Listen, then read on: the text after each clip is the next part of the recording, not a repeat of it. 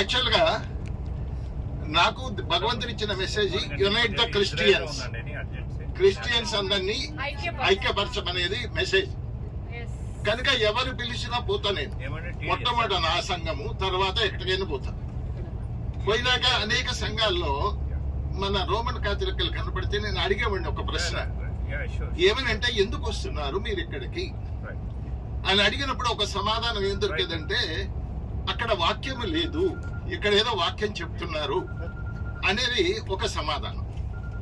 దాంతో నాకు చాలా బాధ అనిపించేది. ఎక్కడికి పోయినా నాకు మనసులో బాధ అనిపించి 1 సంవత్సరం పాటు రాత్రి బౌళ్ళు ధ్యానం చేశాను.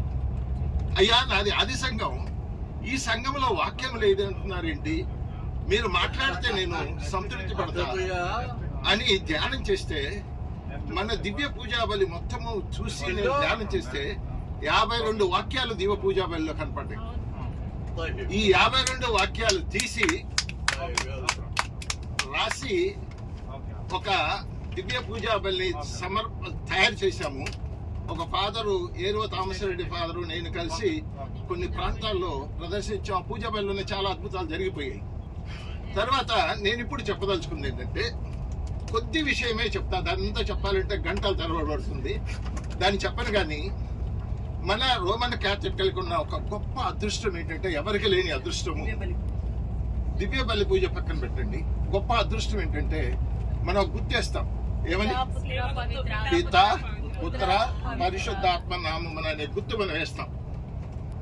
ఈ గుర్తు ఎందుకు వేస్తాం? తతిమా ఏ క్రిస్టియన్ వాళ్ళకి అదృష్టం లేదు. మీరు గమనించండి, ఈ గుర్తు ఎందుకు వేస్తాం అనేది మనకు తెలుసో తెలియకో పైన కింద వేస్తాం. చాలా మంది ఏమంటారంటే ఇది సిల్వ గుర్తు అంటారు. అంతవరకే త్రిత్వైకము సిల్వ గుర్తు అంటారు చాలా మంది. కానీ దీనికి నేను ధ్యానం చేసేటప్పుడు ప్రభు చెప్పిన విషయం ఏంటంటే, నువ్వు పిత అన్నప్పుడు ఎక్కడ నీ చెయ్యి పెడుతున్నావు ఒకసారి గమనించండి. ఎక్కడ పెడుతున్నావు? ఇదేంటి ఇదేంటి ఇదేంటి మనకి తల. ఈ తల మన శరీరాన్ని మొత్తాన్ని నడిపించే ఆదేశాలు అదే ఇస్తుంది. ఈ తల మన శరీరములో ఉన్నత స్థానములో ఉన్నవాడు ఎవడు? తండ్రి దేవుడు. ఈ తలలోనున్న నా ఆలోచనలని, నా మనస్సుని తండ్రి దేవా నీకు సమర్పణ చేస్తున్నాను. ఇక నా ఆలోచనలు నాయి కావు. పూజాబలిలో ఫాదరు మనం ఒక్కసారి పిత అని మొదలు పెట్టామంటే, ఈ సమర్పణ చేసినాక ఇక నీకు రెండో ఆలోచన రాకూడదు. కానీ మనం ఏం చేస్తాం? మధ్య పూజాబలిలో పరిగెత్తాం, అటు చేస్తాం, ఇటు చేస్తాం, ఏదో పూజలు చేసుకోసి ఇస్తాము. చేయకూడదు. ఇది అర్థం చేసుకోవడానికి ప్రయత్నం చేయండి.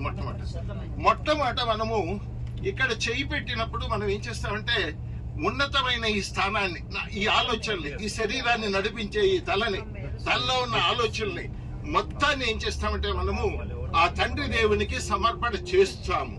అంటే ఇక నీ ఆలోచనలు నీవి కావు, అసలు నీకు సంబంధం లేదు. నీకు రెండో ఆలోచన రాకూడదు.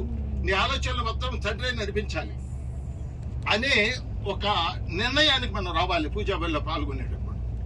రెండవ గుర్తు ఎక్కడ పెడతాం? హృదయం మీద పెడతాం. హృదయము దేనికి గుర్తు? అమ్మా, దేవుని ఆలయం కాదమ్మా. మనం మామూలుగా ఆలోచించండి, ఇక్కడ నుంచి రక్త ప్రసరణ జరుగుతుంది. గుర్తు పెట్టుకోండి. నీ జీవితాన్ని, నా జీవితాన్ని ఈ రక్త ప్రసరణ నియంత్రిస్తుంది, నడిపిస్తుంది. గుర్తుపెట్టుకోండి. అంటే ఈ శరీరము ఈ రక్త ప్రసరణ ద్వారా నడుస్తుంది, ఈ జీవము ఈ రక్త ప్రసరణ ద్వారా నడుస్తుంది.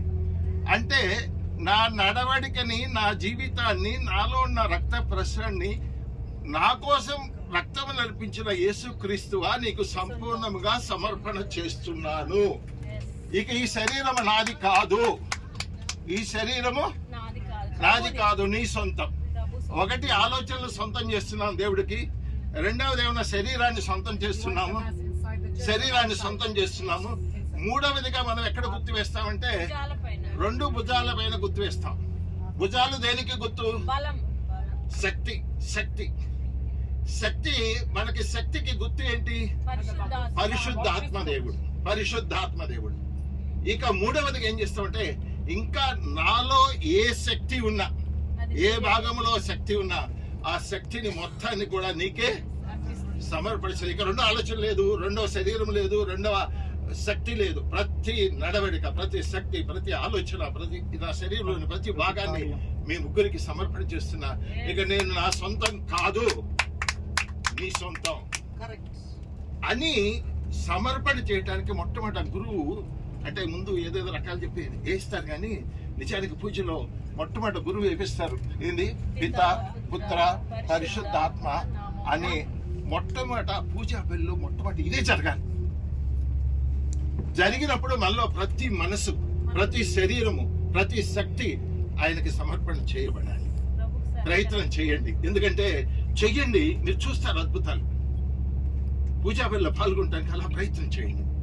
ఇక తర్వాత తజ్మాయి నేను చెప్పను, కానీ పశ్చాత్తాపము ఇవన్నీ చెప్పుకుంటూ పడితే చాలా ఉంటది. కానీ ఇంకొకటి ముఖ్య భాగము నేనేం చెప్తున్నా అంటే నడి పూజ.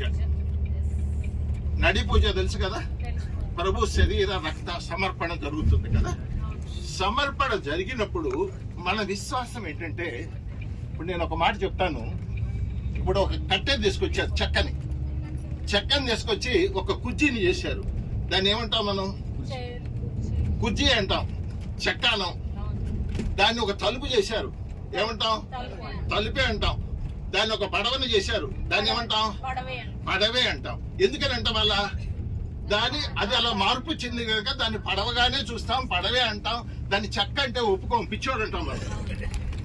అలానే మన మానసిక మార్పు కూడా ఎలా ఉండాలి అంటే, ఆ సప్రసాదాన్ని, ఆ రసాన్ని చూసినప్పుడు, పూజలో ఆ ప్రార్థన జరిగినప్పుడు మనం ఇక ఎలా విమర్శ అయిపోవాలంటే, ఇక అక్కడ ద్రాక్షరసం లేదు, అక్కడ అప్పము లేదు.